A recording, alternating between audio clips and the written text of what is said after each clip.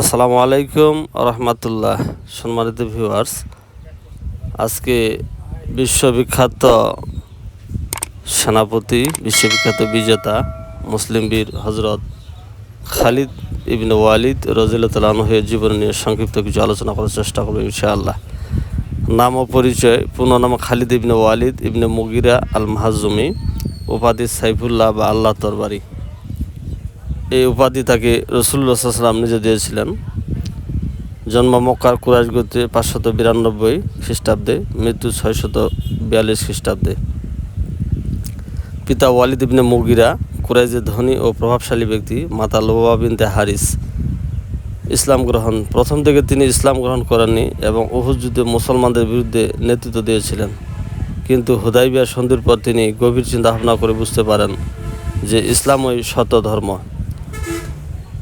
অষ্টম হিজরির শুরুতে খায়বার যুদ্ধের কিছু আগে তিনি ইসলাম গ্রহণ করেন। তার সাথে একই সময়ে আমর ইবনুল আস, ওসমান ইবনে তালহাও ইসলাম গ্রহণ করেন।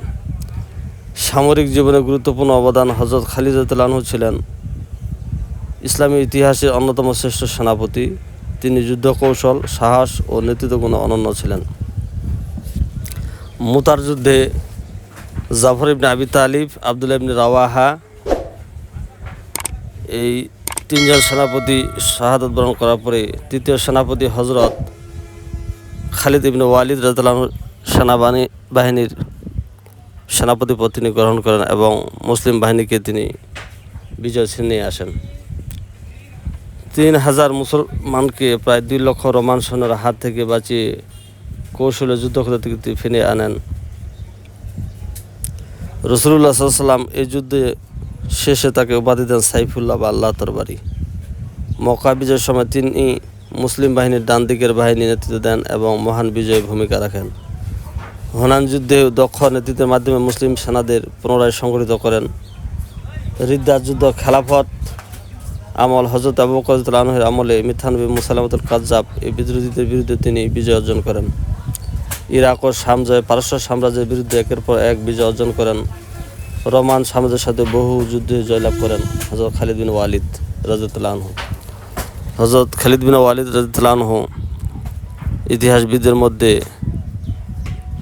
শ্রেষ্ঠ সেনাপতি। তিনি অনেক যুদ্ধে অংশগ্রহণ করেছিলেন এবং মৃত্যুর সময় তিনি বলেছিলেন যে আমার মনে তামান্না ছিল আমি যেন আল্লাহর রাস্তায় শাহাদাত বরণ করি।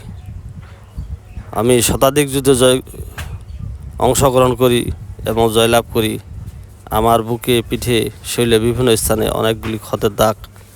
আমার ইচ্ছা ছিল যেন আমি আল্লাহর রাস্তায় শাহাদাত বরণ করি, কিন্তু আল্লাহ পাক রব্বুল আলামিন আজকে আমার বিছানায় আমাকে মৃত্যুদান করতেছেন।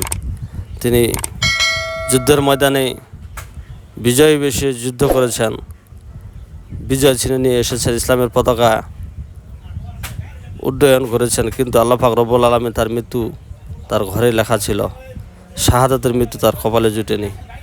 নিঃসন্দেহে হযরত খালিদ বিন রাদিয়াল্লাহু আনহু ছিলেন একজন বীরশ্রেষ্ঠ যোদ্ধা এবং ইসলামের এমন একজন তিনি বিজেতা, এমন একজন সেনাপতি যে কোনো যুদ্ধে গেলে আল্লাহর রহমতে মুসলমানরা বিজয় লাভ করে। বিশেষ করে মুতার যুদ্ধে ঐতিহাসের মধ্যে জানা যায় হজরতে খালিদ ইবনে ওয়ালিদ রাদিয়াল্লাহু আনহুর হাতে 9টি তলোয়ারই ভেঙে ফেলেন তিনি এবং মুসলমানদেরকে বিজয় ছিনিয়ে নিয়ে আসেন।